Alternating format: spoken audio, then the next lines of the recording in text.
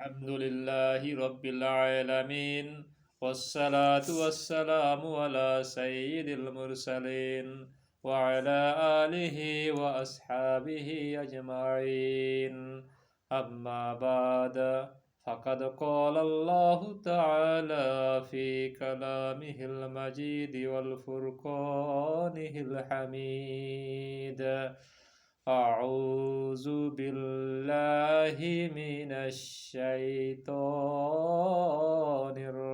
الرجيم بسم الله الرحمن الرحيم هو الذي أرسل رسوله بالهدى ودين الحق ليظهره على الدين كله وكفى بالله شهيدا صدق الله العظيم সমস্ত প্রশংসা সেই মহান আল্লাহ সুবহানাহু ওয়া তাআলার, যার অশেষ মেহেরবানিতে আজকে আপনাদের সম্মুখে কোরআনুল কারীম থেকে কিছু আলোচনা নিয়ে হাজির হতে পেরেছি। যে মহান আল্লাহ সুবহানাহু ওয়া তাআলা আপনাদের সম্মুখে কোরআনুল কারীম থেকে কিছু আলোচনা নিয়ে হাজির হওয়ার তৌফিক দান করেছেন, সেই আল্লাহ সুবহানাহু ওয়া তাআলার আলিশান দরবারে একটু শুকরিয়া আদায় করি। সকলে বলি আলহামদুলিল্লাহ। আল্লাহ কবুল দরুদ সালাম, মানবতার মুক্তির দূত আখির নবী সাইয়্যিদুল কাওনাইন জনাবে মুহাম্মদ রাসূলুল্লাহ সাল্লাল্লাহু আলাইহি ওয়াসাল্লাম। সম্মানিত দর্শক শ্রোতা, আসসালামু আলাইকুম। আজকে আপনাদের সম্মুখে কোরআনুল কারীম থেকে সূরা ফাতাহ এর 28 নম্বর আয়াত তেলাওয়াত করেছি। এই আয়াতের দ্বিতীয় পর্বের আলোচনা করবে ইনশাআল্লাহ। এই আয়াতে আল্লাহ তাআলা বলেছেন যে ওয়াল্লাযী আরসালা রাসূলাহু বিল হুদা ওয়া দীনিল হাক্কি লিইয়ুযহিরাহু আলাদ দীনি কুল্লিহি ওয়া কাফা বিল্লাহি শাহিদা। তিনি সেই প্রভু সত্তা, যিনি রাসূল করিম সাল্লাল্লাহু আলাইহি ওয়াসাল্লামকে হেদায়াত এবং সত্য দিন সহকারে রসুল হিসেবে পৃথিবীতে প্রেরণ করেছেন। তার একটি মূল কারণ হলো, মূল উদ্দেশ্য হচ্ছে দুনিয়ায় মানব রচিত আইন বিধিবিধানকে ব্যতি রেখে বাদ দিয়ে আল্লাহ তাআলার বিধিবিধানকে প্রতিষ্ঠিত করা। আর এই কাজ করার ক্ষেত্রে কোনো মানুষ তার পাশে দাঁড়াক কিংবা না দাঁড়াক, সাক্ষ্য হিসাবে এগিয়ে আসুক কিংবা না আসুক, তাকে তিনি যে কাজের জন্য মনোনীত হয়েছেন এর সাক্ষ্যদাতা হিসেবে আল্লাহ তাআলাই যথেষ্ট। সম্মানিত দ্বীনি ভাই বোনেরা, এই আয়াতের আলোকে ইসলামী সমাজ প্রতিষ্ঠার যে গুরুত্ব, প্রয়োজনীয়তা, এটি নিয়ে আমি আপনাদের সম্মুখে আলোচনা করছিলাম এবং তারই ধারাবাহিকতায় আজকে দ্বিতীয় পর্বে আলোচনা আমি আপনাদের সম্মুখে আলোচনা করব। আসলে আপনারা কি সত্যি দেশে ইসলামী সমাজ প্রতিষ্ঠিত হোক, কোরআনের সমাজ প্রতিষ্ঠিত হোক, এটি আপনারা চান? যদি চেয়ে থাকেন তাহলে যারা আমরা কোরআনের সমাজ প্রতিষ্ঠিত হোক এটি চাই, ইসলামী সমাজ প্রতিষ্ঠিত হোক এটি যারা আমরা চাই, তাদেরকে বিশেষ কিছু গুণাবলী অর্জন করতে হবে। তার 1 নম্বর গুণাবলী হচ্ছে ব্যক্তিগত গুণাবলী অর্জন করতে হবে। এই ব্যক্তিগত গুণাবলী যদি আমরা অর্জন করতে না পারি, তাহলে আমাদের দ্বারা ইসলামী সমাজ প্রতিষ্ঠা করা কখনো সম্ভব হবে না। বিধায় আসুন আমরা ব্যক্তিগত গুণাবলী অর্জন করার মধ্য দিয়ে দেশ কিংবা পৃথিবীতে ইসলামী সমাজ প্রতিষ্ঠার কাজ চালিয়ে যায়। ব্যক্তিগত গুণাবলী অর্জন করার যে কয়েকটি পয়েন্ট আমি আজকে আপনাদের সম্মুখে আলোচনা করব, তা হচ্ছে 1 নম্বর, প্রথমে আমাদেরকে ইসলামের যথার্থ জ্ঞান অর্জন করতে হবে। ব্যক্তিগত গুণাবলী অর্জনের প্রথম ধাপ হচ্ছে ইসলামের যথার্থ জ্ঞান অর্জন করতে হবে। 2 নম্বর, ইসলামের প্রতি অবিচল বিশ্বাস থাকতে হবে। 3 নম্বর, চরিত্র ও কর্ম ঠিক করতে হবে। 4 নম্বরে, দিনকে নিজেদের জীবন উদ্দেশ্য বানাতে হবে। এই 4টি গুণাবলী যদি আমরা অর্জন করতে পারি, তাহলে আমরা ব্যক্তিগতভাবে ইসলামী সমাজ প্রতিষ্ঠার কর্মী হিসাবে গড়ে তুলতে পেরেছি, নিজেকে গড়ে তুলতে পেরেছি বলে আমরা দাবি করতে পারব। তবেই আমরা ইসলামী সমাজ প্রতিষ্ঠার কাজ করতে পারব। সম্মানিত দর্শক শ্রোতা, আজকে যে ব্যক্তিগত গুণাবলীগুলো আমরা অর্জন করার কথা আলোচনা করব, আমি আলোচনা করব। প্রথমে ইসলামের যে যথার্থ জ্ঞান, 1 নম্বর পয়েন্ট। ব্যক্তিগত গুণাবলী অর্জনের প্রথম যে পয়েন্ট, প্রথম যে ধাপ, আমাদেরকে ইসলামের যথার্থ জ্ঞান অর্জন করতে হবে। এটি ব্যক্তিগত গুণাবলীর প্রথম ধাপ। ইসলাম যে কায়েম করতে চায়, ইসলাম সম্পর্কে তার যথাযথ জ্ঞান অর্জন করতে হবে। ইসলামের কি প্রতিষ্ঠিত করতে চায়, কোন বিধান আমি প্রতিষ্ঠিত করতে চাই, কি কায়েম করতে চাই, এটি যদি আমি নিজে না জানি, তাহলে আমি অপরকে কীভাবে বোঝাবো, মানুষকে কীভাবে বোঝাবো? মানুষকে বোঝানোর আগে, ইসলামী সমাজ প্রতিষ্ঠার গুরুত্ব, প্রয়োজনীয়তা মানুষকে বলার আগে নিজেকে আগে বুঝতে হবে। ইসলামের সমাজ প্রতিষ্ঠার গুরুত্ব কতখানি, দায়িত্ব কতখানি, নির্দেশনা আল্লাহ তাআলা কতখানি দিয়েছেন, এটি আগে আমাকে বুঝতে হবে।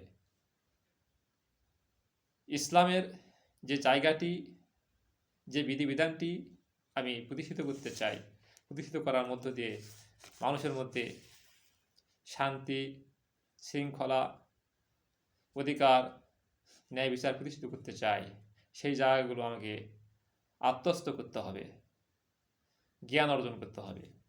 তাহলে সেগুলি আমি মানুষকে সেই কাজের জন্য উদ্বুদ্ধ করতে পারবো। এরপর এই কাজের ইসলামের সংক্ষিপ্ত জ্ঞান যথেষ্ট নয়। এই যে আমি কোরআনের যথার্থ জ্ঞান অর্জন করব, এই কোরআনের যথার্থ জ্ঞান সংক্ষিপ্ত আকারে হলে হবে না, কম বেশি বিস্তারিত জ্ঞানের প্রয়োজন হবে। জ্ঞানের স্বল্পতা, বিপুলতা এই কাজের কর্মীদের যোগ্যতার উপর নির্ভর করবে। সম্মানিত দর্শক শ্রোতা, আজকে সারা বাংলাদেশে মসজিদের অভাব নেই। প্রায় 4 লক্ষ মসজিদ, 4 লক্ষ মসজিদের আলেম, ইমাম কমপক্ষে 4 লক্ষ আছে এবং মুয়াজ্জিনও 4 লক্ষ আছেন। এর বাহিরেও লক্ষ লক্ষ বাংলাদেশে আলেম ওলামা আছেন। কোরআনের সমাজ প্রতিষ্ঠা করতে গেলে আমার মনে হয় আর বেশি সংখ্যক লোকের প্রয়োজন হয় না। এগুলো দ্বারাই কোরআনের সমাজ প্রতিষ্ঠিত করা সম্ভব হবে। কিন্তু আমাদের যে অভাব, কোরআনের যথার্থ জ্ঞান অর্জনের আমাদের অভাব রয়েছে, ঘাটতি রয়েছে, যার কারণে আজকে আমরা মুসলমান হয়েও, মুসলিম সংখ্যাগরিষ্ঠ রাষ্ট্রেও আমরা কোরআনের সমাজ প্রতিষ্ঠিত করতে পারতেছি না। এ কাজে যারা প্রতীক হবেন, তাদেরকে কখনো মুফতি হওয়ার প্রয়োজন হবে না, মুফাসসির হওয়ার প্রয়োজন হবে না, মুহাদ্দিস হওয়ার প্রয়োজন হবে না। এ কাজ যারা করবেন, তাদেরকে অবশ্যই কমপক্ষে হালাল হারাম, ন্যায় অন্যায়, হক বাতিল, ভালো মন্দ ইসলামের দৃষ্টিকোণ থেকে এগুলো পার্থক্য করার যে ক্ষমতা, এগুলো অর্জন করলে তার দ্বারা ইসলামী সমাজ প্রতিষ্ঠা করার কাজ করা সহজ হবে। যারা মুফতি, যারা মুহাদ্দিস, যারা মুফাসসির, তাদের দ্বারাই শুধু ইসলামী সমাজ প্রতিষ্ঠিত হবে, তারাই করবেন, আমাদেরকে করতে হবে না, এ ধারণা মোটেও ঠিক নয়। আমরা যারা ইসলামকে জানি, বুঝি, হালাল হারাম, ন্যায় অন্যায়, হক বাতিল, জাহেলি কৃষ্টি কালচার এবং ইসলামী কৃষ্টি কালচার, শরীয়তের বিধিবিধান, শরীয়তের বাহিরে বিধিবিধান, আল্লাহ দেওয়া বিধিবিধান এবং মানুষ রচিত বিধিবিধানগুলো যখন আমরা পার্থক্য করতে পারবো, আলাদা করতে পারবো, আলাদা করার মতো ক্ষমতা যখন আমরা অর্জন করতে পারবো, তখনই আমার দ্বারা ইসলামী সমাজ প্রতিষ্ঠা করা সম্ভব হবে। জীবনের বিভিন্ন বিভাগে ইসলাম কি দেখিয়েছেন তা জানতে হবে। আমার ব্যক্তিগত জীবন কীভাবে পরিচালিত হবে, আমার রাষ্ট্রীয় জীবন কীভাবে পরিচালিত হবে, আমার সামাজিক জীবন কীভাবে পরিচালিত হবে, আমার পারিবারিক জীবন কীভাবে পরিচালিত হবে, এই যে জীবনের বিভিন্ন বিভাগ, বিভিন্ন সেক্টর, এগুলো কীভাবে পরিচালিত হবে, এগুলো আল্লাহ তাআলা নির্দেশনা দিয়েছেন। কোরআন এবং হাদিস রিসার্চ করলে এই প্রত্যেকটি বিষয়ের বিধান পাওয়া যাবে।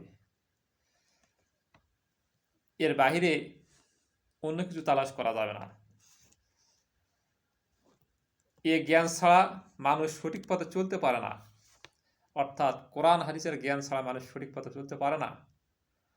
মানুষকে কোরআন হাদিসের বাহিরেও আরও কত সুন্দর সুন্দর পথ প্রলোভন দেখিয়ে সুন্দর সুন্দর পথকে বাতল দিয়ে দেয়, পথ দেখাই দেয়। আসলে সেই পথ, সেই রাস্তা দিয়ে কখনো ইসলামী সমাজ প্রতিষ্ঠা করা সম্ভব হবে না।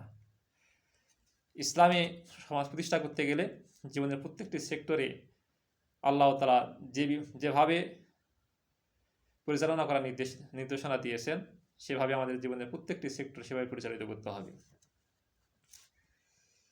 এই জ্ঞান ছাড়া, কোরআন হাদিসের জ্ঞান ছাড়া মানুষ সঠিক পথে চলতে পারে না। এমনকি অন্য কেউ কখনো পথ দেখাতে পারে না। নিজে সঠিক পথে চলতে পারবে না, আবার অন্য কেউ পথ দেখাতে পারবে না। সমাজ পরিগঠনের ক্ষেত্রে সে কোনো কাজ করতে পারবে না। তার দ্বারা কোরআন সমাজ গঠন করা, ইসলামী সমাজ গঠন করা কখনো সম্ভব হবে না।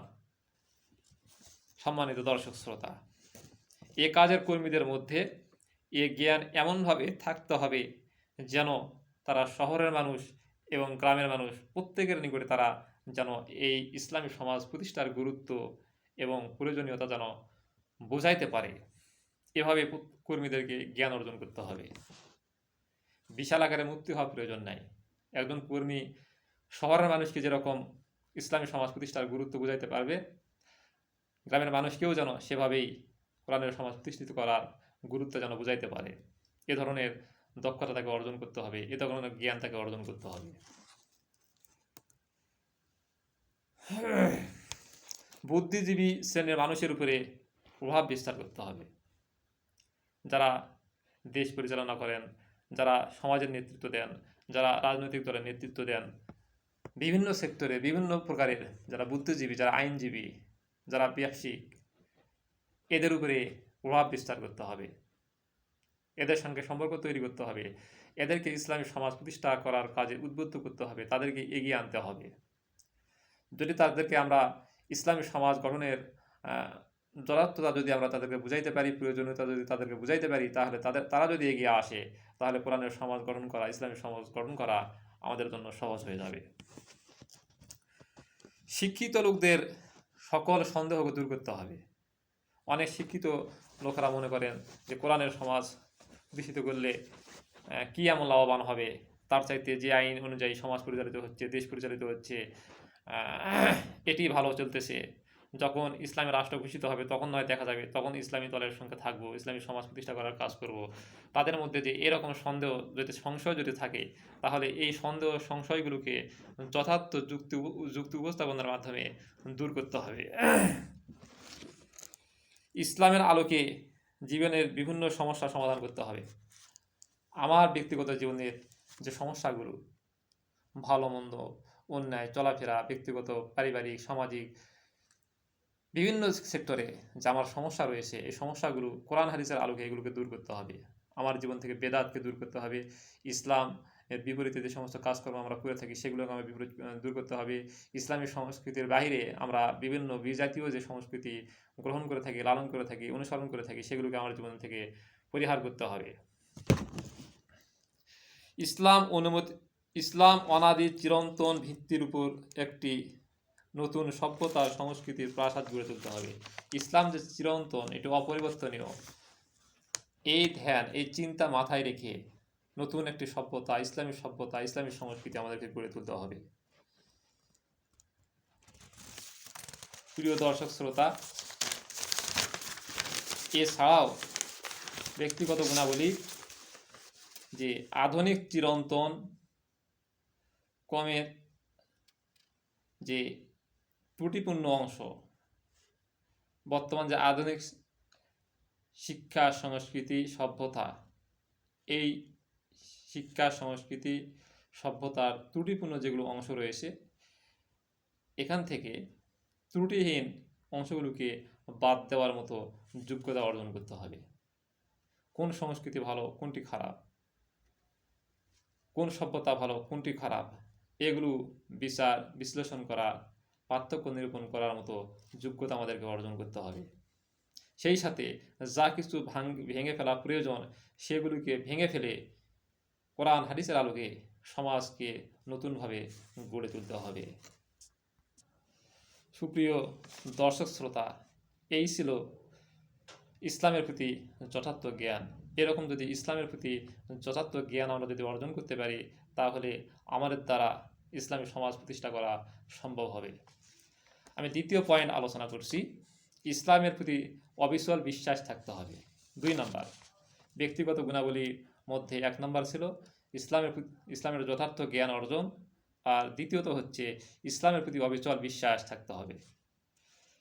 ইসলামের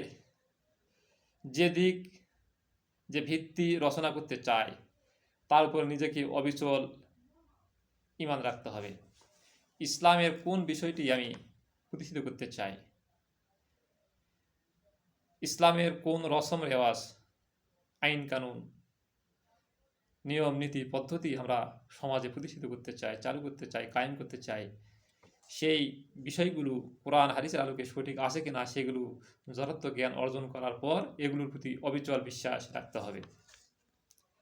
এরপরে এই জীবন ব্যবস্থার সত্যতা ও নির্ভুলতা সম্পর্কে তার নিজের মন নিঃসংশয় হতে হবে। যে বিধানগুলো আমরা সমাজে চালু করতে চাই, কোরআনের সমাজ প্রতিষ্ঠিত করতে চাই, ইসলামের সমাজ প্রতিষ্ঠিত করতে চাই, ইসলামী সমাজ প্রতিষ্ঠিত করলে সব ধরনের মানুষের নিরাপত্তা নিশ্চিত হবে, পৃথিবীতে শান্তি প্রতিষ্ঠিত হবে, ন্যায় ইনসাফ প্রতিষ্ঠিত হবে, হক বিচার প্রতিষ্ঠিত হবে, মানুষের অধিকার প্রতিষ্ঠিত হবে, দুনিয়ায় আমরা শান্তি লাভ করবো, আখিরাতে মুক্তি পাবো। এটার প্রতি তার সন্দেহ থাকা যাবে না, নিঃসন্দেহে এগুলোর প্রতি তার বিশ্বাস থাকতে হবে, অবিচল বিশ্বাস থাকতে হবে। এই ব্যাপারে নিজের চিন্তার পুরাপুরি একাগ্র হতে হবে, নিজের চিন্তাকে, নিজের মানসিকতাকে এই কাজের জন্য নিয়োজিত করতে হবে। সন্দেহ, সংশয়, দুদুল্যমান অবস্থায় মানুষ এ কাজ করতে পারে না।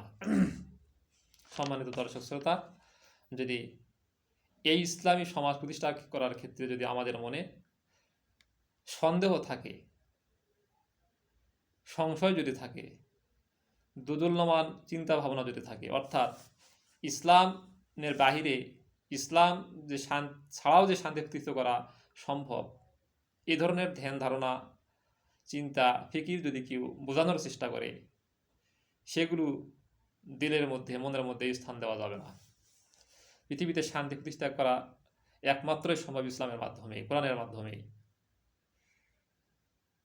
কোনো ফেরকাপন্থী, বেদাদিপন্থী যদি হয়, কোনো ইসলামী দলও যদি হয়, সেই দলটি বা ইসলামী মানসিকতার লোকও যদি হয়, সে লোকগুলো যদি ফেরকাপন্থী হয় কিংবা বেদাতি যদি হয়, আর তারা ইসলামী সমাজ প্রতিষ্ঠাকে গুরুত্ব না দিয়ে অন্য কিছুকে বোঝানোর চেষ্টা করে, তাহলে তাদের সেই বোঝানো চিন্তা ধারণার উপরে বিশ্বাস স্থাপন করা যাবে না, সন্দেহ করা যাবে না, সেটি সঠিক সেটি মনে করা যাবে না। কোনটি সঠিক সেইটি যাচাই বাছাই করার জন্য আল্লাহ তাআলা আপনাকে কোরআন দিয়েছেন, রাসূল করিম সাল্লাল্লাহু আলাইহি ওয়াসাল্লাম তার জীবন আদর্শ রেখে গেছেন। এই দুইটিকে বিচার বিশ্লেষণ করেই নিজেদের অন্তর থেকে, নিজেদের মন থেকে সন্দেহ, সংশয় বা দুদুল্যমান যে চিন্তা ভাবনা, কল্পনা, এগুলোকে পরিহার করতে হবে। যে ব্যক্তি এ কাজ সম্পন্ন করবে তাকে নিঃসংশয় চিত্তে আল্লাহর প্রতি বিশ্বাস রাখতে হবে, নিঃসন্দেহে তাকে আল্লাহর প্রতি বিশ্বাস রাখতে হবে। আমরা যদি এই সমাজে কোরআনের সমাজ প্রতিষ্ঠিত করতে চাই, ইসলামী সমাজ প্রতিষ্ঠিত করতে চাই, কোরআনের রাজ কায়েম করতে চাই, কোরআনের বিধান যদি জারি করতে চাই, তাহলে আল্লাহ তাআলার প্রতি বিশ্বাস রাখতে হবে। কারণ হলো, আমরা যে কাজ করব সেটি আল্লাহ তাআলাকে খুশি করার জন্য আমাদেরকে সেই কাজ করতে হবে, কোনো মানুষকে খুশি করার জন্য আমরা এই কাজ কখনো করব না। বিধায় এ কাজ যারা আমরা করব, এ কাজ করার জন্য যারা আমরা নিজেকে নিয়োজিত করব, তারা অবশ্যই আল্লাহ তাআলার প্রতি অবিচল বিশ্বাস আমাদেরকে রাখতে হবে, এবং আল্লাহ তাআলার সন্তুষ্টি অর্জনই আমাদের মুখ্য উদ্দেশ্য হবে। কোরআনে বর্ণিত আল্লাহর গুণাবলীর ক্ষমতা ও অধিকার এর উপর অবিচল ঈমান রাখতে হবে। আল্লাহ তাআলার গুণাবলী কোরআনে যে বর্ণনা করা হয়েছে, আল্লাহ তাআলার যে ক্ষমতা, সবার ঊর্ধ্বে, সর্বশক্তিমান, এবং আল্লাহ তাআলার অধিকার কি? আল্লাহ তাআলা মানুষকে সৃষ্টি করেছেন, মানুষের প্রতি আল্লাহ তাআলার অধিকার হচ্ছে, হক হচ্ছে যে এই বান্দা, এই মানুষগুলো আল্লাহ তাআলার হুকুম আহকাম মেনে চলবে, আল্লাহ তাআলার আনুগত্য করবে, আল্লাহ তাআলার ইবাদত বন্দী করবে, আল্লাহ তাআলা যেভাবে সমাজকে পরিচালনা করার নির্দেশনা দিয়েছেন সেভাবে তার সমাজটাকে পরিচালনা করবে। আল্লাহ তাআলা যেভাবে তার পরিবারকে পরিচালনা করার নির্দেশনা দিয়েছেন তার পরিবারকে সেভাবে তিনি পরিচালনা করবেন। আল্লাহ তাআলা যেভাবে তার রাষ্ট্রকে, তার রাজ্যকে পরিচালনা করার নির্দেশনা দিয়েছেন, শাসক কিংবা সরকার তার রাজ্য কিংবা দেশকে সেভাবে পরিচালিত করবে। এটি বান্দার প্রতি আল্লাহ তাআলার হক। আর আল্লাহ তাআলার প্রতি বান্দার হক তখনই হবে যখন এই বান্দাগুলো যখন আল্লাহ তাআলার হুকুম আহকাম অনুযায়ী মেনে চলবে, আল্লাহ তাআলার যাবতীয় বিধিবিধানগুলো যখন মানবে, তখন আল্লাহ তাআলার নিকটে তার প্রাপ্য হচ্ছে এর বিনিময়ে জান্নাত। জান্নাত লাভ করাই হচ্ছে আল্লাহ তাআলার নিকটে এই মানুষগুলোর প্রকৃত হক। তাকে আখিরাতে বিশ্বাস রাখতে হবে। আমরা যদি দুনিয়ায় যদি আল্লাহ তাআলার নাফরমানি করি, খারাপ কাজ করি, আল্লাহ তাআলার বিরুদ্ধাচরণ করি, আল্লাহ রসুলের আদর্শের বিরুদ্ধাচরণ করি, তাহলে আল্লাহ তাআলা আমাকে আখিরাতের দিনে কঠিন সাজা দিবেন। আর যদি এগুলো যদি মেনে চলি তাহলে আল্লাহ তাআলা আমাকে পুরস্কৃত করবেন। এই ব্যাপারে আখিরাতের সেই দিবসকে উপরে আমাদের বিশ্বাস রাখতে হবে। তাকে বিশ্বাস রাখতে হবে, এও বিশ্বাস রাখতে হবে যে রসুল করিম সাল্লাল্লাহু আলাইহি ওয়াসাল্লাম এর পথই একমাত্র সত্য পথ। তিনি যে জীবন আদর্শ আমাদের জন্য রেখে গেছেন এটি একমাত্র সত্য পথ, এটি ন্যায় পথ, এটি হক। এর বাহিরে যতগুলো পন্থা, জীবন বিধান, আইন, মানুষ রচিত যত প্রকার বিধিবিধান, আইন কানুন রয়েছে সবগুলো ভ্রান্ত। এগুলো দ্বারা মানুষের শান্তি নিশ্চিত হতে পারে না, এগুলো দ্বারা মানুষের অধিকার প্রতিষ্ঠিত হতে পারে না, এগুলো দ্বারা আমার হককে প্রতিষ্ঠিত করা সম্ভব হবে না। বরং যদি আমরা হককে প্রতিষ্ঠিত করতে চাই, ন্যায় ইনসাফকে প্রতিষ্ঠিত করতে চাই, তাহলে রসুল করিম সাল্লাল্লাহু আলাইহি ওয়াসাল্লামের রেখে যাওয়া বিধিবিধান, রেখে যাওয়া আদর্শই একমাত্র আমাদেরকে সেই পথ, সেই ন্যায় ইনসাফ, সেই হক আমরা প্রতিষ্ঠিত করতে পারবো। এ বিশ্বাস রাখতে হবে।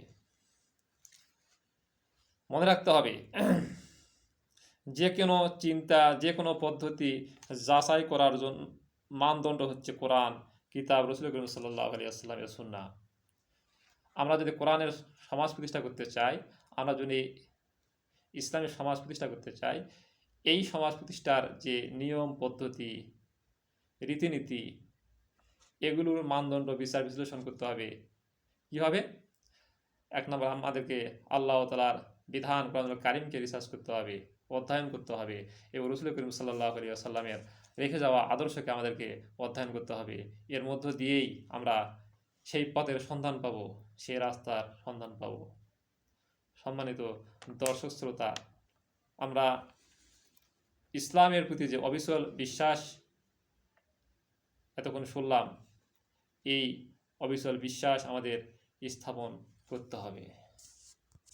3 নম্বর যে বিষয়টি আমরা আলোচনা করতে চাই সেটি হচ্ছে চরিত্র ও কর্ম।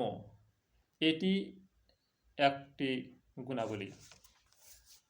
আমরা ব্যক্তিগত গুণাবলীর 2টি পয়েন্ট আলোচনা শুনলাম। তৃতীয় পয়েন্টটি হচ্ছে আমাদের চরিত্র থাকতে হবে এবং আমাদের কর্ম ঠিক করতে হবে, কর্ম ঠিক হতে হবে। এটি হচ্ছে ইসলামের সমাজ প্রতিষ্ঠা, কোরআনের সমাজ প্রতিষ্ঠা করার অন্যতম একটি গুণাবলী। যে বস্তুকে আমরা সত্য বলে মনে করব সেটিকে গ্রহণ করব, আর যেটিকে অসত্য মনে করব সেটিকে পরিহার করব। অবশ্যই সেটি কোরআন হাদিসের আলোকেই মনে করতে হবে। যিনি ইসলামকে নিজের দিন হিসেবে ঘোষণা করেন, তাকে তার প্রতিটি চরিত্র, যে ব্যক্তি ইসলামকে নিজের জীবন বিধান হিসেবে ঘোষণা করেছেন, তার প্রতিটি চরিত্র এবং প্রতিটি কর্মই যেন সেই দিন আলোকে হয়। আমি আমার জীবন বিধান হিসাবে ইসলামকে ঘোষণা করলাম, ইসলামকে মেনে নিলাম, আমার কাজকর্ম, আমার চরিত্র যদি ইসলামের বাহিরে হয়, তাহলে আমার দ্বারা কোরআনের সমাজ প্রতিষ্ঠা করা, ইসলামের সমাজ প্রতিষ্ঠা করা কখনোই সম্ভব হবে না। যে দিনের দিকে বিশ্ববাসীকে আমরা আহ্বান করি, মানুষদেরকে আহ্বান করি, মানুষদেরকে ডাকি, যে দিনকে প্রতিষ্ঠিত করার জন্য মানুষদেরকে উদ্বুদ্ধ করি, এগিয়ে আসার আহ্বান করি, প্রথমে আমাদেরকে সেই দিনের আনুগত্য করতে হবে। বাহিরের কোনো চাপের মুখাপেক্ষী হওয়া আমাদের জন্য উচিত হবে না। ইয়া আইয়ুহাল্লাযীনা আমানু লিমা তাকুলুনা মা লা তাফআলুন। আল্লাহ তাআলা বলেছেন যে হে ঈমানদারগণ, তোমরা সেই কথা মানুষদেরকে বলো না যা তোমরা নিজেরা করো না। এই জন্য আমরা যে দিন, যে ইসলামকে প্রতিষ্ঠিত করার জন্য মানুষদেরকে আহ্বান করি, বিশ্ববাসীকে আহ্বান করি, আমাদেরকে সেই দিনের আনুগত্য আগে করতে হবে। আমরা বড় বড় আলেম ওলামাদেরকেও দেখতে পাই যারা মানুষদেরকে ইসলামের দিকে আহ্বান করেন, সুন্দর সুন্দর কথা বলেন, সুন্দর সুন্দর আমরা কথা বলি, আহ্বান করি, অথচ নিজেরাই সেই বিষয়গুলো আমরা মানি না, যাহা মানুষদেরকে আমরা বলি। বিধায় মানুষদেরকে ইসলামী সমাজ প্রতিষ্ঠার আহ্বান করার আগে আমাদেরকে আমাদের ব্যক্তিগত জীবন, আমাদের পারিবারিক জীবন ইসলামের রীতি নীতি ও পদ্ধতি অনুযায়ী পরিচালনা করার চেষ্টা করি এবং ইসলামের আনুগত্য করি। তবে মানুষদেরকে এই ইসলামের সমাজ, কোরআনের সমাজ প্রতিষ্ঠা করার আহ্বান করি। প্রতিটি কাজ আল্লাহর সন্তুষ্টি অর্জনের জন্যই হতে হবে। মান আহাব্বা লিল্লাহি ওয়া আবগাদা লিল্লাহি ওয়া আতা লিল্লাহি ওয়া মানা আলিল্লাহি ফাকাদ ইসতাকমালাল ঈমান। আমি যদি কোনো মানুষকে ভালোবাসি, সেটি আল্লাহ তাআলার উদ্দেশ্যে ভালোবাসতে হবে। আমি যদি কোনো মানুষকে ঘৃণা করি, অর্থাৎ দ্বীনি কারণে যদি কোনো মানুষের সঙ্গে শত্রুতা তৈরি হয়ে যায়, কোনো মানুষ যদি আমাকে ইসলাম থেকে সরে অন্য কোনো মতাদর্শ গ্রহণ করার যদি আহ্বান জানায়, আর আমি সেই মতাদর্শকে যদি আমি গ্রহণ না করি, এক্ষেত্রে তার সঙ্গে যদি আমার মনোমালিন্য সৃষ্টি হয়, ফাটলের সৃষ্টি হয়, যদি সম্পর্কের ঘাটতি হয়, তাও হোক, কিন্তু আল্লাহ তাআলার দিন থেকে এক চুল পরিমাণে সরে যাওয়া যাবে না। এক্ষেত্রে তার সঙ্গে শত্রুতা তৈরি হলেও সেটি হবে আল্লাহ তাআলার সন্তুষ্টি অর্জনের জন্যই হবে। মানুষকে দান করব আল্লাহ তাআলার সন্তুষ্টি অর্জন করার জন্যই, এবং দান করা থেকে যদি আমরা বিরত থাকি, সেটিও যেন আল্লাহ তাআলার সন্তুষ্টি অর্জনের জন্যই হয়। আমাদের জীবনের প্রতিটি কাজ যদি আল্লাহ তাআলার সন্তুষ্টি অর্জনেই হতে হবে। আল্লাহ তাআলা আমাদের প্রত্যেকটা কাজ যেন তার সন্তুষ্টি অর্জনের করার তৌফিক দান করেন। আমাদের চারিত্রিক শক্তি সাধারণ মানে হলে চলবে না। সাধারণ আরও অনেক ভালো মানুষ রয়েছেন যারা খারাপ কাজের সঙ্গে জড়িত নয়, মন্দ কাজের সঙ্গে জড়িত নয়। আমাদের চরিত্র ওই মানের সাধারণ মানুষের মতো হলে চলবে না, বরঞ্চ তাদের চাইতে আমাদের চরিত্র আরও উন্নত হতে হবে, আরও ভালো হতে হবে। যার মধ্যে এ গুণ নাই, সে শুধু এ কাজে সাহায্যকারী হতে পারে। আপনি কোরআনের সমাজ প্রতিষ্ঠা করার কাজ করতেছেন, আপনার চরিত্র সাধারণ মানুষের চরিত্র চাইতে অনেক ভালো, কিন্তু আরেক দিনী ভাইয়ের চরিত্র সাধারণ মানুষের মতোই, তারও চরিত্র ভালো। আপনি যে কোরআনের সমাজ প্রতিষ্ঠার কাজ করতেছেন, ইসলামী সমাজ প্রতিষ্ঠার কাজ করতেছেন, সে সেটিকে ভালো মনে করে আপনাকে সাহায্যকারী করতে পারে, আপনার সাহায্যকারী হতে পারে, কিন্তু সে কখনো ইসলামী সমাজ প্রতিষ্ঠার কর্মী হতে পারে না। কারণ তার চরিত্র, তার আদর্শ সমাজের অন্য মানুষের, সাধারণ মানুষের আদর্শ, সাধারণ মানুষের চরিত্র চাইতে অনেক ভালো হতে হবে। ভালো যদি না হয়, তাহলে তার দ্বারা কোরআনের সমাজ প্রতিষ্ঠা করা, ইসলামের সমাজ প্রতিষ্ঠা করা কখনো সম্ভব হবে না। সম্মানিত দর্শক শ্রোতা, ইসলামের প্রতি যার সামান্যতম দরদ, ভক্তি, শ্রদ্ধা আছে, সে সাহায্যকারী হতে পারে। ইসলামের প্রতি যাদের সামান্যতম দরদ আছে, সামান্যতম ভক্তি আছে, সামান্যতম ভালোবাসা আছে, সামান্যতম আনুগত্য আছে, সেও কিন্তু আপনার সাহায্যকারী হতে পারে।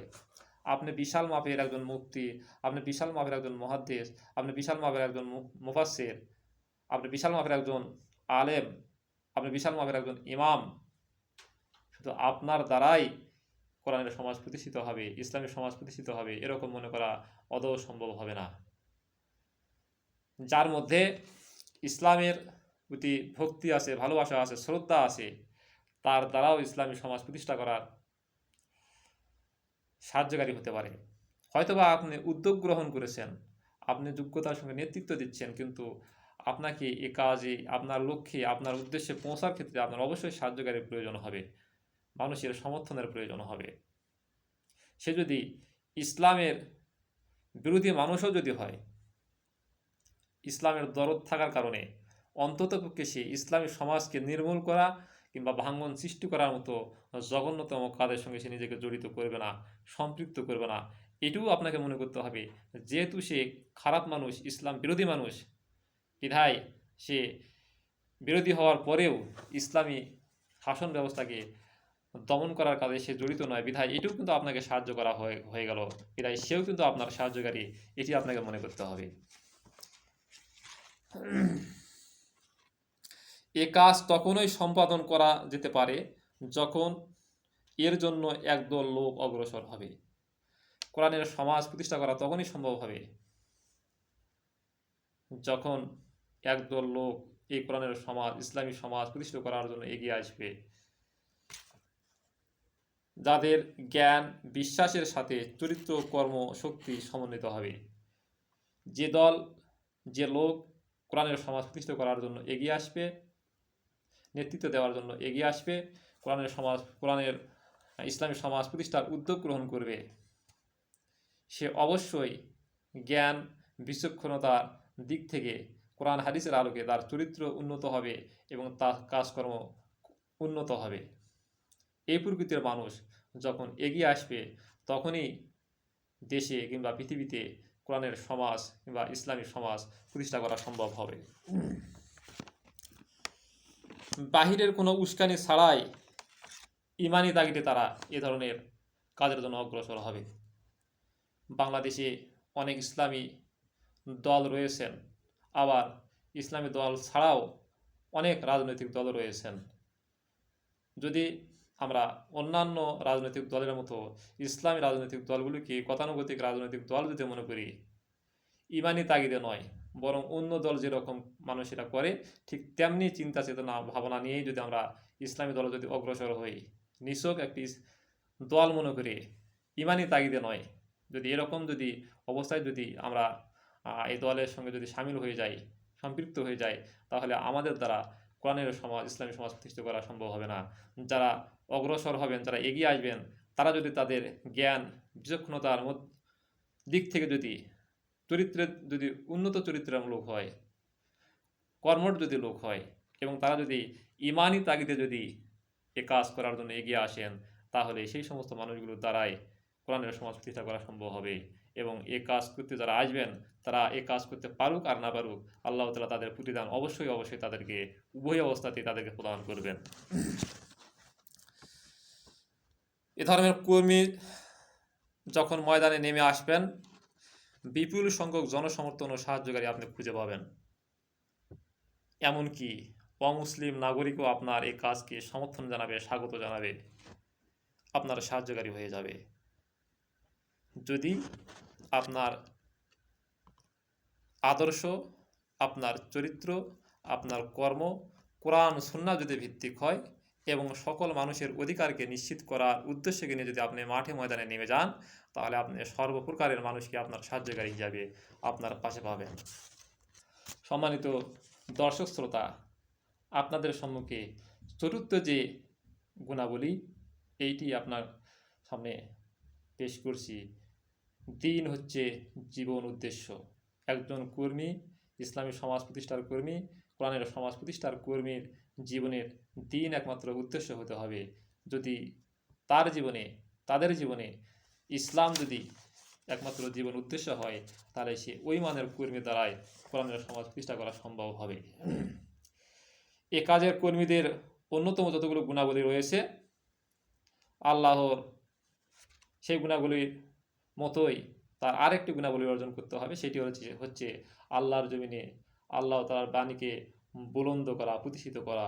তার এইটি লক্ষ্য থাকতে হবে, এইটি চিন্তা থাকতে হবে, এইটি ফিকির তার থাকতে হবে। ব্যক্তিগত গুণাবলী, তিনটি গুণাবলী আলোচনা করলাম। তিনটি গুণাবলীর মতোই তার সর্বশেষ যে গুণাবলী থাকতে হবে, দিন তার জীবনের একমাত্র উদ্দেশ্য হতে হবে। আল্লাহ তাআলা তাকে সৃষ্টি করে দুনিয়ায় প্রেরণ করেছেন একটি মাত্র উদ্দেশ্যকে, ওমা খালাকতুল জিন্না ওয়াল ইনসা ইল্লা লিয়াবুদুন। আল্লাহ তাআলা জিন এবং মানুষকে সৃষ্টি করেছেন একমাত্র তার ইবাদত বندگی করার জন্য। আমরা আল্লাহ তাআলার সৃষ্টির মাখলুক, আল্লাহ তাআলা আমাদেরকে সৃষ্টি করেছেন তার ইবাদত বندگی করার জন্য, তার জমিনে তার বিধানকে বুলন্দ করার জন্য, প্রতিষ্ঠিত করার জন্য। বিধায় আমাদের জীবনের প্রতিটি মুহূর্তেই এই ইসলামই একমাত্র আমাদের জীবনের উদ্দেশ্য হতে হবে। যদি এই উদ্দেশ্য যদি আমাদের জীবনের প্রতিটি সেক্টরে যদি হয়, প্রতিটি মুহূর্তে যদি হয়, তাহলে আমার দ্বারা কোরআনের সমাজ প্রতিষ্ঠা করা সম্ভব হবে। আমার দ্বারাই কোরআনের সমাজ প্রতিষ্ঠা করার কাজ আমার দ্বারা সম্ভব হবে। দিন প্রতিষ্ঠা নিছক আমার জীবনের আকাঙ্ক্ষার পর্যায় হবে না। আমি অন্যের দেখাদেখি কোরআনের সমাজ প্রতিষ্ঠা করার কাজ করলাম, অন্যের দেখাদেখি ইসলামী সমাজ প্রতিষ্ঠার কাজ করলাম, আমি কিন্তু বুঝে সুঝে করলাম না, অন্যরা করতেছে আমি তাই করলাম। এ ধরনের আকাঙ্ক্ষায় পর্যায় হওয়া যাবে না, বরং এটিকে তাদের জীবনের উদ্দেশ্য করে পরিণত করতে হবে। বুঝে শুনে করতে হবে, ভেবে চিন্তে করতে হবে, ঠান্ডা মাথায় করতে হবে, উত্তেজনা বশবর্তী হয়ে করা যাবে না। আর এটি আমার জীবনের একমাত্র উদ্দেশ্য হতে হবে। এক শ্রেণীর লোক আছেন যারা ইসলামের প্রতি ঈমান আনেন দেশে কিংবা পৃথিবীতে। এক শ্রেণীর মানুষ আছেন যাদের যাদের ইসলামের প্রতি ঈমান আছে, ইসলামের যথার্থ জ্ঞানও আছে, তারপরও তারা কোরআনের সমাজ প্রতিষ্ঠার কাজ করে না, ইসলামী সমাজ প্রতিষ্ঠার কাজ করে না, ইসলামিক সমাজ প্রতিষ্ঠার সঙ্গে সম্পৃক্ত নয়। তারা কিছু আল্লাহ তাআলা বিধিবিধান মেনে চলেন, ইবাদত বন্দী কিছু করেন, আবার দুনিয়া গোছার কাজেও ব্যতিব্যস্ত রয়েছেন। এ প্রকৃতির লোককে যদি আমরা সৎ লোক বলি, তারাও সৎ লোক। ওই রাষ্ট্রে যখন রাষ্ট্র ইসলামী রাষ্ট্রে পরিণত হবে, তখন এই প্রকৃতির লোকগুলোও কিন্তু সৎ লোক হিসেবে পরিগণিত হবে, গণ্য হবে। কিন্তু যেখানে চতুর্দিকে জাহলিয়াতের কৃষ্টি কালচার, যেখানে ইসলামী সমাজ প্রতিষ্ঠিত করার প্রশ্ন দেখা দেয়, সেইখানে যদি এই প্রকৃতির মানুষ থাকে যারা ইসলাম প্রতি ঈমান এনেছে, ইসলামের হুকুম আহকাম কিছু কিছু মেনে চলতেছে, অথচ ইসলামী সমাজ প্রতিষ্ঠার প্রতি তার গুরুত্ব নাই, ইসলামী কোরআনের সমাজ প্রতিষ্ঠার প্রতি তার গুরুত্ব নাই, এই প্রকৃতির মানুষ থাকেও কোরআনের সমাজ প্রতিষ্ঠা করা সম্ভব হবে না, ইসলামী সমাজ প্রতিষ্ঠা করা কখনো সম্ভব হবে না। যেখানে এ কাজে এমন এক ধরনের লোক প্রয়োজন যেখানে তারা দুনিয়ায় অন্যান্য কাজ আবশ্যিক মনে করবে। আমরা যদি কোরআনের সমাজ প্রতিষ্ঠিত করতে চাই, ইসলামী সমাজ যদি আমরা প্রতিষ্ঠিত করতে চাই, তাহলে এই কাজের জন্য এমন এক শ্রেণীর লোক দরকার, এমন এক দলের লোক দরকার যারা দুনিয়াদারি কাজও করবে, আবার আল্লাহর জমিনে আল্লাহর দ্বীন কায়েম করার কাজকেও প্রাধান্য দিবে। কারণ বেঁচে থাকতে গেলে কিছু খাইতে হবে, আর কিছু খাইতে গেলে কিছু জীবিকা নির্বাহ করতে হবে, কিছু উপার্জন করতে হবে। বিধায় দুনিয়াদারি কাজও করতে হবে বেঁচে থাকার জন্য, আর বেঁচে থাকার মূল উদ্দেশ্য হচ্ছে আল্লাহ তাআলার জমিনে আল্লাহর দ্বীন কায়েম করা। বিধায় যারা আল্লাহর জমিনে এ প্রকৃতির মানুষ যদি একদল থাকে যারা দুনিয়াদারি কাজ করবে, আবার আল্লাহর জমিনে আল্লাহর দ্বীন কায়েম করার কাজও করবে, কিন্তু আল্লাহর জমিনে আল্লাহর দ্বীন কায়েম করার কাজকে বেশি প্রাধান্য দেবে, গুরুত্ব দেবে, এ কাজের প্রতি তারা সংকল্প থাকবে, অটল থাকবে, ইস্তেকামাত থাকবে। সারাটি জীবন, সারাটি মুহূর্ত তারা এ কাজের জন্যই নিজের মেধা, নিজের প্রজ্ঞা, নিজের যোগ্যতা, নিজের জান মাল, এমনকি নিজের প্রাণ পর্যন্ত তারা এই কাজের জন্য বিনিয়োগ করবে, বিসর্জন দিবে। প্রয়োজন হলে তারা নিজের জীবনকে উৎসর্গ করে দিয়ে হলেও আল্লাহর জমিনে আল্লাহর দ্বীন কায়েম করার তারা কাজ চালিয়ে যাবে। দ্বীনের নির্ভুল জ্ঞান তারা অর্জন করবে, দ্বীনের উপরে অটল বিশ্বাস স্থাপন করবে, সে অনুযায়ী নিজের চরিত্র গঠন করবে এবং তাদের ব্যক্তিগত জীবনে কাজ সম্পাদন করবে। এ প্রকৃতির মানুষ যখন এগিয়ে আসবে, তখনই তাদের দ্বারা দেশে কিংবা পৃথিবীতে কোরআনের সমাজ প্রতিষ্ঠা করা সম্ভব হবে, ইসলামী সমাজ প্রতিষ্ঠা করা সম্ভব হবে। ব্যক্তিগতভাবে ইসলামী সমাজ প্রতিষ্ঠা করার, গড়ে তোলার মানসিকতা সবার অন্তরে যখন জাগ্রত হবে, তখন কোরআনের সমাজ প্রতিষ্ঠা করা সম্ভব হবে। সম্মানিত দর্শক শ্রোতা, যদিও প্রত্যেকে জ্ঞানবান ব্যক্তিরা ব্যক্তিগতভাবে যদি কোরআনের সমাজ প্রতিষ্ঠা করা কাজে এগিয়ে আসে, মূলত ব্যক্তিগতভাবে কোরআনের সমাজ প্রতিষ্ঠা করা কখনোই সম্ভব নয়। কোরআনের সমাজ প্রতিষ্ঠা করতে চাইলে, ইসলামের সমাজ প্রতিষ্ঠা করতে চাইলে আমাদেরকে দলবদ্ধভাবে, সংঘবদ্ধভাবে এই কাজ করতে হবে। কোরআনের সমাজ প্রতিষ্ঠা করার কাজ চালিয়ে যেতে হবে, অব্যাহত রাখতে হবে। আল্লাহ তাআলা এ ধরনের যোগ্যতা অর্জনের মধ্য দিয়ে যেন আমাদেরকে দিয়ে আল্লাহ তাআলা কোরআনের সমাজ প্রতিষ্ঠা করার কাজ করিয়ে নেন, কোরআনের সমাজ প্রতিষ্ঠা করেন এবং ইসলামী সমাজ প্রতিষ্ঠা করেন। আল্লাহ তাআলা সেই তৌফিক আমাদেরকে প্রত্যেককে দান করুক। সকলে বলি আমিন। এ বলে আমি আমার সংক্ষিপ্ত আলোচনা আজকে এখানে শেষ করলাম। ওয়া আখিরু দাওয়ানা আলহামদুলিল্লাহি রাব্বিল আলামিন। আসসালামু আলাইকুম ওয়া রাহমাতুল্লাহ।